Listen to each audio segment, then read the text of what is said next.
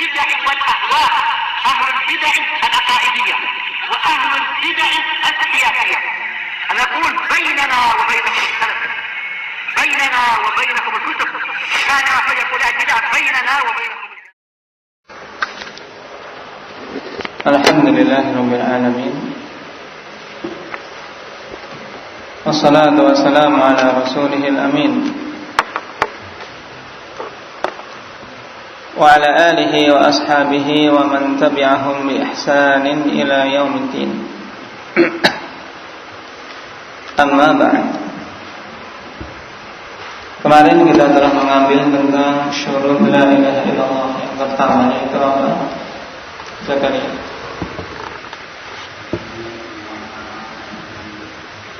Ilmu bimaknaha nafyan wa itsbatan. Baik. Apa lalu makna dari la ilaha illallah? Masih Zakaria.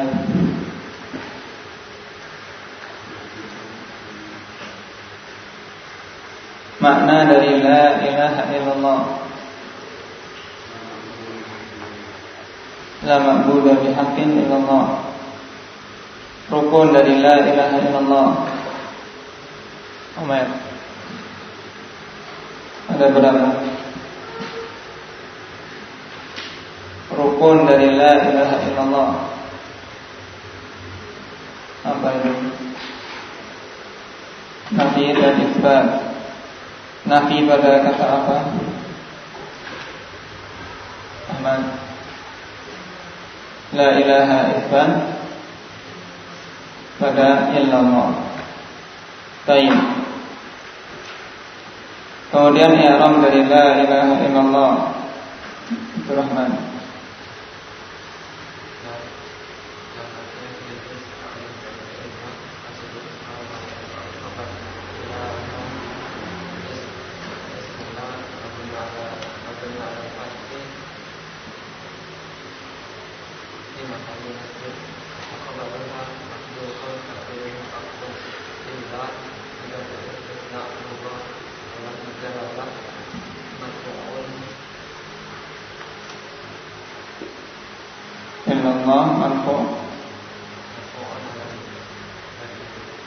Al-Badaniyah badal dari mana?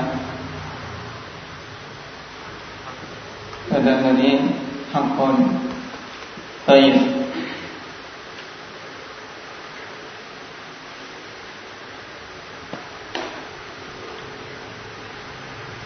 Kemudian lawan dari ilm apa? Jahil ada berapa macam?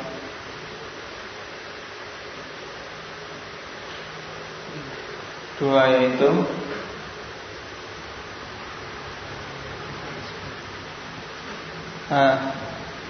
Aba Arif, jahil murakkab dan jahil kasir. Nah, baik. Kita masuk pada syarat yang kedua, ats-tsani al-yaqin. Wa huwa kamalul ilmi biha al-munafi lisyakki wa raib. Syarat yang kedua yaitu yakin. Dan yang dimaksud dengan yakin adalah kamalul ilmi biha al-munafi lisyakki wa raib. Kesempurnaan ilmu tentang la ilaha illallah tersebut yang meniadakan syak dan keraguan-raguan. Jadi betul-betul harus yakin tentang la ilaha illallah. Tidak boleh ada keraguan-raguan sedikit pun tentang apa? Bahwasanya tidak ada sembahan yang hak kecuali Allah Subhanahu wa ta'ala. Ai asyartu tsani, yaitu syarat yang kedua al-yaqin. Wa huwa izahatu syak. Wa dzalika min quwwatil ilmi wa kamalihi. Yang dimaksud dengan yakin yaitu apa? Hilangnya keraguan-raguan. Namanya yakin ya tidak ada ragu-ragu lagi. Ya demikian itu dikarenakan kuatnya ilmu dan sempurnanya ilmu tentang la ilaha illallah.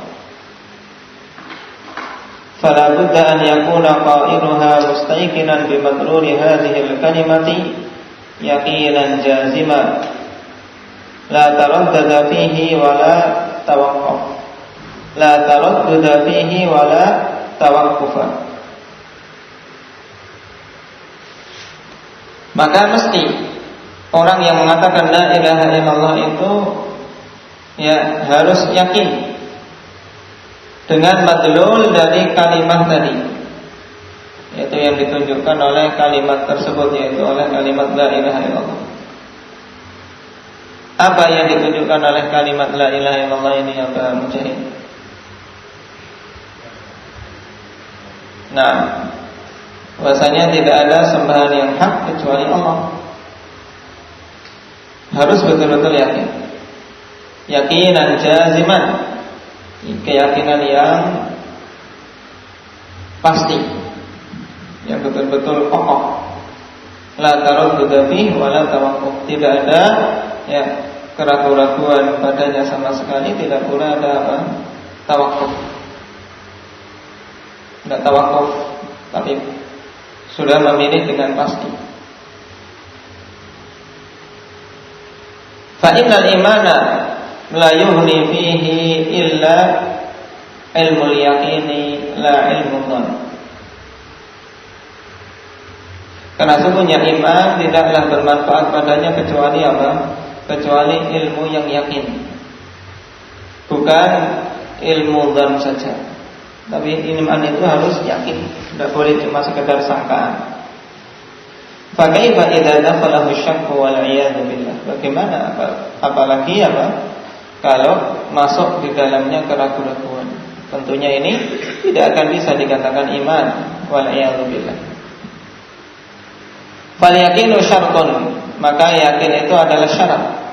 Fa idzan intafal masyrutu, maka apabila keyakinan ini tidak ada, maka al-masyrut yang dipersyaratkan yaitu apa? Diakuinya la ilaha illallah ini pun hilang. Berarti kalau tidak ada keyakinan dalam mengucapkan la ilaha illallah, walaupun dia ucapkan ribuan kali, tidak akan diterima la ilaha illallah tersebut. Qala wa syakku wa raibu mutaradifan. Syak dan raib ini dua kata yang bersinonim. Semuanya kembali kepada makna ragu-ragu.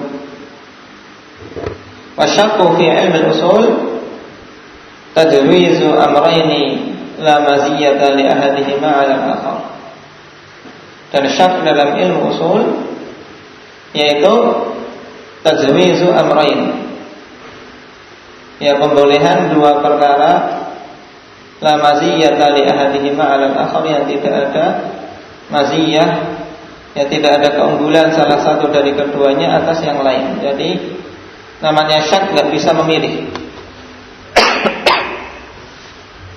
Jadi dua perkara ini dia tidak mampu memilih di antara dua perkara tadi. Ini namanya syak. Dan telah kita lewati ada syak, ada dhann, ada wahm. Ini dalam ilmu usul. Yang jelas kalau dalam akidah ikhwanillah, kapan saja ada keraguan-raguan saja pada suatu perkara yang dia pilih, ini masuk dalam kategori syak. Sehingga kalau seorang mengatakan la ilaha illallah, tapi dalam hatinya ada ragu-ragu ya tentang makna dari la ilaha illallah tersebut, atau masih mengakui di sana ada yang berhak disembah selain Allah, maka tidak akan bermanfaat perkataan dia la ilaha illallah. Ini yakin. Asal syarat yang ketiga al-ikhlasu al-munafi lisyirk. Ikhlas yang meniadakan kesyirikan. Karena antara ikhlas dan syirik dua hal yang bertolak belakang. Ketika seorang mengatakan la ilaha illallah ikhlas, maka berarti tidak ada kesyirikan padanya.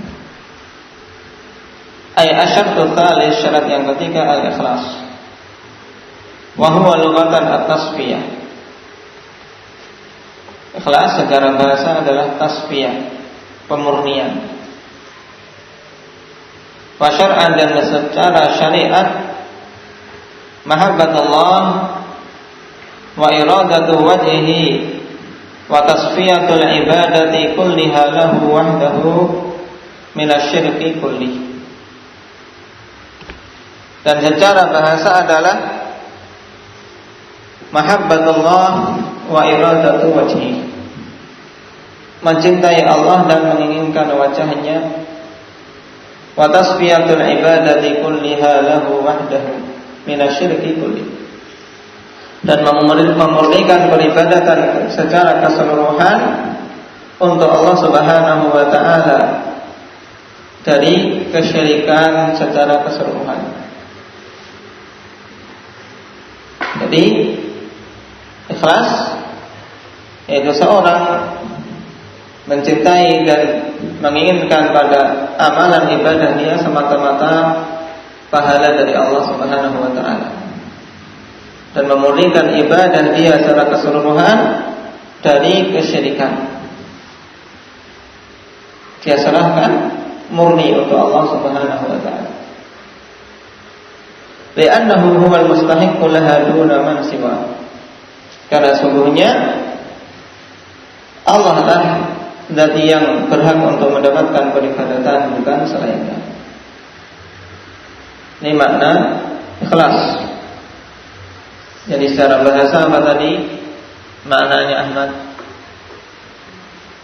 Pemurnian, tasfiyah. Berarti makna syariat ini pemurnian ibadah semata-mata untuk Allah Subhanahu wa taala.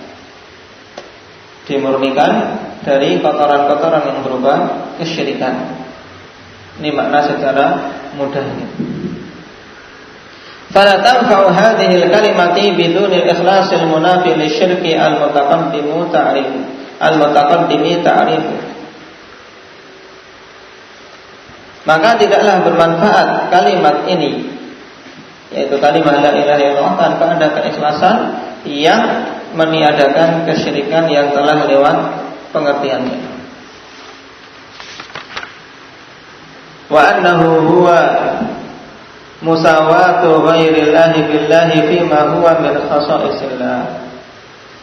Kemudian beliau memberi pengertian secara ringkas terhadap makna syirik. Dan syirik itu sendiri yaitu musawatu ghairillahi billah, menyamakan selain Allah dengan Allah. Fima huwa min khasaisillah, pada perkara-perkara yang merupakan kekhususan Allah. Ini merupakan pengertian syirik yang paling mencakup, yaitu musawatu ghairillahi billah fima huwa min khasaisillah. Jadi mencakup syirik pada rububiyah, karena rububiyah termasuk kekhususan Allah, juga uluhiyah dan asma wa sifat. Maka dihafal pengertian syirik ini. Ar-rabi', yang keempat, as-sidq al-munafi lil kadhib al-mani'u minan nifaq. Yang keempat adalah sidq, harus jujur dalam mengucapkan dan meyakini la ilaha illallah, itu jujur, yang meniadakan kedustaan dan menghalangi kemunafikan. Kejujuran yang meniadakan kedustaan dan menghalangi kemunafikan. Ai asyaratul rabi', maksudnya syarat yang keempat yaitu as-sidqu al-munafi lil kadhib, yang meniadakan kedustaan.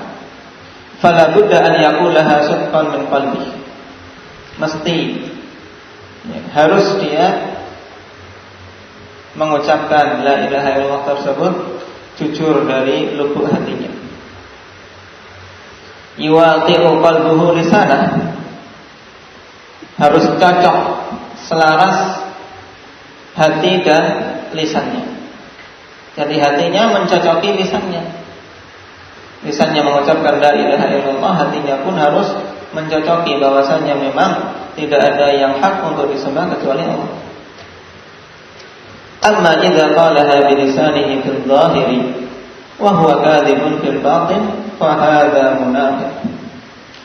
Adapun apabila dia mengucapkan dengan lisannya secara zahir dalam keadaan dia itu berdusta pada batinnya, maka ini munafik dan tidak akan bermanfaat di sisi Allah Subhanahu wa taala. Yang demikian, walaupun di dunia ada sedikit kemanfaatan ketika mengucapkan la ilaha illallah dalam keadaan seperti ini, mengucapkan hanya di lisan saja, yaitu apa? Akan terjaga nyawa dan hartanya, karena dia masuk dalam lingkaran kaum muslimin. Tapi di sisi Allah Subhanahu wa taala dia adalah masih dalam keadaan kekafiran. Dan ini lebih parah kekafiran yang seperti ini. Kenapa? Karena selain dia memang kafir, juga dia menipu Allah dan kaum muslimin. Qala wan nifaqu huwa idharul khairi wa ibtanus syarri i'adzan billahi minan nifaq. Dan kemunafikan itu idharul khair wa ibtanus syarr, menunjukkan kebaikan dan menyembunyikan kejelekan. Inilah hakikat kemunafikan, ya khonifillah, yang nanti insyaallah di akhir-akhir kitab ini akan kita pelajari jenis-jenis kemunafikan. Dan semua jenis nifak itu tidak ada yang terlepas dari pengertian ini, yaitu idharul khair wa ibtanus syarr, menunjukkan secara lahirnya baik, tapi sungguhnya dia menyembunyikan kejelekan di dalam dirinya. A'yadzan billahi minan nifaq, kita meminta perlindungan kepada Allah Subhanahu wa taala dari kemunafikan. Dan sungguh sifat nifaq ini alhamdulillah sifat yang hendaknya kita semua senantiasa merasa takut terjatuh di dalamnya. Sebagaimana dulu para sahabat pun mengkhawatirkan diri-diri mereka terjatuh dalam kemunafikan. Sampai-sampai dikatakan la ya'manun nifaq illa munafik. Tidaklah seseorang merasa aman dari kemunafikan kecuali orang munafik itu sendiri. Adapun seorang muslim ikhwanillah itu senantiasa khawatir. La yakhafuhu illa mu'min. Tidaklah takut dari kemunafikan kecuali seorang yang beriman. Abu Bakar, orang yang terbaik dari umat Muhammad sallallahu alaihi wasallam. Beliau sampai-sampai datang kepada Rasulullah bersama sahabi yang mulia Hamdalah, bertanyakan tentang hal ini karena merasa dirinya ada kemunafikan. Ketika bersama Rasulullah imannya naik, tapi ketika pulang imannya terasa berkurang. Demikian pula Umar lihat yang syaitan lari darinya. Nah, ketika Umar melewati suatu jalan, maka syaitan mencari jalan yang lain. Baik. Dalam keadaan demikian beliau bertanya kepada Hudzaifah. Kenapa kau bertanya kepada Hudzaifah? Apakah dia termasuk orang-orang munafik atau bukan? Kenapa sebenarnya?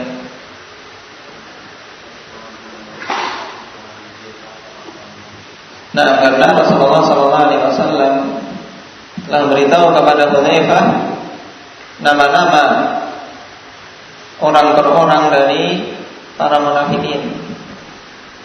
Sampai-sampai Umar bertanya, khawatir dia termasuk deretan daftar hitam orang-orang munafik. Ini Umar. Apalagi kita, ikhwanillah. Nah, apalagi kita. Jangan merasa aman kita sudah berjenggot, memakai jubah, memakai imam, nah, memakai label salafi dan seterusnya. Tapi jangan merasa aman dari kemunafikan. Karena sebagaimana dikatakan tadi, tidaklah merasa aman darinya kecuali orang-orang munafik itu sendiri. Qala wa qad fadhaha Allahu al-munafiqin alladzina yaqulunaha kadiban bi ayatin min kitabihil aziz. Sungguh Allah Subhanahu wa taala telah membongkar orang-orang munafikin yang mereka mengatakan la ilaha illallah secara dusta di dalam ayat-ayat dalam kitabnya yang mulia. Fal anzala fihim suratan kamilah wa hiya suratul munafiqin li'idhami khatarihim. Bahkan Allah turunkan tentang mereka satu surat penuh, yaitu surat munafiqin. Kenapa? Li'idhami khatarihim, dikarenakan besarnya bahaya kemunafikan. Ya, bahaya kemunafikan ini sangat besar. Kita lihat di awal-awal saja ikhwanillah pada surat Al-Baqarah. Allah Subhanahu wa taala setelah menjelaskan tentang sifat-sifat orang yang bertakwa, ya, Alif Lam Mim dzalikal kitabul la raiba fihi hudal lil muttaqin. Karena Al-Qur'an sebagai hidayah bagi orang-orang yang bertakwa, diterangkan ciri-ciri dan sifat-sifat orang yang bertakwa. Kemudian setelah itu Allah terangkan orang-orang kufar, ya, hanya dalam 2 ayat. Setelah itu Allah terangkan orang-orang munafikin, ya, dalam ayat yang banyak. Nah, lebih banyak daripada keterangan tentang orang-orang kafir. Kenapa? Karena bahayanya.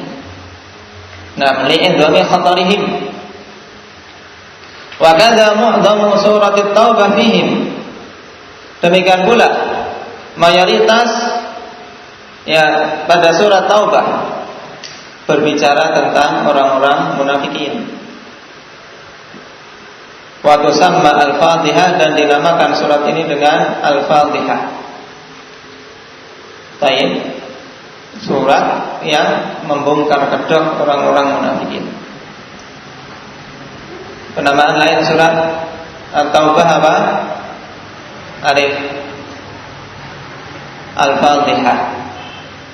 Li'anna Allah kasyafa fiha astarahum, dikarenakan Allah Subhanahu wa taala bongkar pada surat ini, ya, sitar mereka, yaitu kedok-kedok mereka dibongkar oleh Allah Subhanahu wa taala. Wa abda fadhaihahum, dan Allah Subhanahu wa taala tunjukkan kebusukan-kebusukan mereka. Wa hadzara minhum wa min sifatihim, dan Allah Subhanahu wa taala peringatkan kaum muslimin dari mereka dan dari sifat-sifat mereka. Wa ma dzaka illa li syiddati syarrihim wa iltibasihim bil muslimin. Dan yang demikian itu tidaklah kecuali dikarenakan dahsyatnya bahaya mereka. Yang pertama. Kemudian yang kedua, waltibasihim bil muslimin. Karena apa? Iltibas mereka dengan kaum muslimin, yaitu, ya, kerancuan yang muncul sebab mereka. Sebab apa? Mereka bergabung dengan kaum muslimin. Secara zahir mereka bersama kaum muslimin, padahal tersimpan dalam hati mereka kekufuran yang sangat. Oleh karena itulah Allah Subhanahu wa taala berikan hukuman yang sangat keras, innal munafiqina fid darkil asfali minan nar. Sesungguhnya orang-orang munafik itu berada di kerak paling bawah api neraka. Jadi bahaya mereka besar, juga apa? Kerancuan yang mereka timbulkan di tengah-tengah kaum muslimin besar. Lihat sampai-sampai Rasulullah SAW hendak membunuh orang-orang munafik. Mikir-mikir, Rasulullah cegah dari membunuh orang-orang munafik. Padahal tahu, seperti Abdullah bin Ubay bin Salul, ini gembong munafik, Rasulullah tahu dia munafikin, mati dalam keadaan kafir, dan sederetan orang-orang munafikin lainnya. Kenapa sampai tidak dibunuh oleh Rasulullah dalam keadaan beliau tahu? Kenapa? Karena ada iltibas. Zahirnya sama dengan kaum muslimin. Kalau Rasulullah membunuh mereka, akan timbul fitnah dan pandangan buruk dari luar. Muhammad yaqtulu ashab. Muhammad ternyata apa? Membunuhi teman-temannya sendiri. Akhirnya mempengaruhi dakwah Islam. Dia tahu orang-orang munafikin, tapi Rasulullah menahan diri dari membunuh orang-orang munafik. Kenapa? Karena khawatir akan menimbulkan gambaran buruk terhadap Islam. Oh, Islam ternyata orang-orang sudah masuk ke dalamnya dibunuhi. Dan ini pelajaran yang penting bagi kita, ikhwanillah. Jangan sampai kita gara-gara ulah kita menimbulkan pandangan buruk dari manusia, baik itu dari orang-orang kafir maupun dari awamun nas. Ternyata kaum muslimin arogan, kaum muslimin demikian dan seterusnya. Qala fahum a'da'ul islami wa ahlihi al-batilun.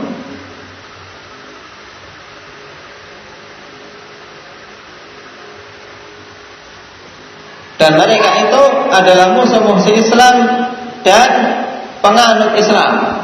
Yaitu apa? Musuh-musuh Islam dan kaum muslimin. Al-batinun. Ya. Al-batinun, kenapa di sini marfu'? Imran.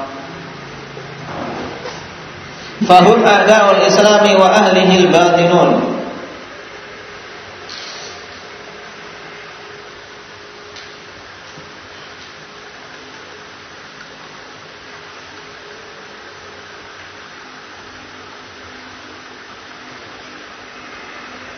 Sifat dari apa?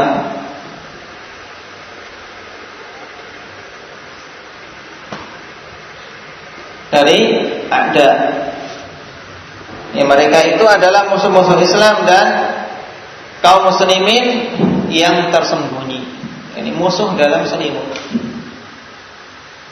Musuh yang ada di dalam kaum muslimin. Mereka bersama-sama kaum muslimin. Jadi orang-orang munafikin adalah musuh dalam selimut. Dan ini lebih berbahaya bagi kaum muslimin. Dan pada zaman ini alhamdulillah, di antara yang jelas sekali kemunafikannya, yang menunjukkan keislaman pada hakikatnya dia adalah orang-orang kafir, yaitu orang-orang Rafidhah. Mereka senantiasa membawa slogan Islam. Pada sesungguhnya tidak ada yang menghancurkan Islam di masa-masa ini yang lebih parah daripada perbuatan orang-orang Rafidhah. Bahkan kalau kita melihat sejarah terdahulu bagaimana Tartar bisa menguasai negeri-negeri kaum muslimin, tidak lain dikarenakan pengkhianatan orang-orang Rafidhah. Juga ya, Islam liberal ini penghuninya orang-orang yang tersakiti kemunafikan. Bagaimana tidak? Senantiasa perkataan-perkataan mereka bukannya membahagiakan kaum muslimin, tapi senantiasa menyakiti kaum muslimin. Penghinaan terhadap kaum muslimin dan menggulung-gulungkan orang-orang kafir. Celaan demi celaan senantiasa diberikan terhadap syariat, sehingga sangat berbahaya musuh yang seperti ini. Musuh yang tersembunyi di balik selimut. Amal kufaru fahum a'da'un zahirun. Adapun orang-orang kafir, maka mereka itu adalah musuh yang nampak, sehingga jelas ini orang-orang kafir adalah musuh kita.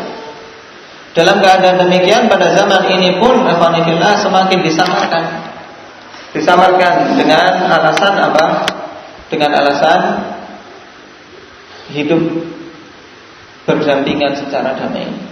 dengan alasan toleransi dan seterusnya. Nah, yang hal ini dimunculkan oleh orang-orang munafikin. Wa ya'ti mazidu kalamin 'alal munafiqina fi anwa'in nifaqi insyaallah taala. Dan akan datang penjelasan yang lebih tentang orang-orang munafikin ini pada jenis-jenis kemunafikan insyaallah taala. Fasidqu syartun fa idzan tafa intafal masyrut. Maka kesimpulannya kejujuran itu adalah syarat. Apabila hilang kejujuran maka tidak bermanfaat pula apa? La ilaha illallah. Intafal masyrut maksudnya apa? Hilang perkara yang dipersyaratkan yaitu la ilaha illallah. Qala wa sidqu lughatan mutabaqatu syai' lil waqi' wal i'tiqad. Ini jujur itu adalah apa? Mutabaqatu syai' lil waqi' wal i'tiqad. Kesesuaian suatu perkara dengan kenyataannya. Kesesuaian suatu perkara dengan kenyataannya dan dengan keyakinan. Ini pengertian jujur yang mencakup. Maka diingat-ingat. Wadidduhul kadzib, dan lawan dari asid adalah kadzib, dusta. Nah, berarti kita ambil pada pelajaran kali ini 3 syarat.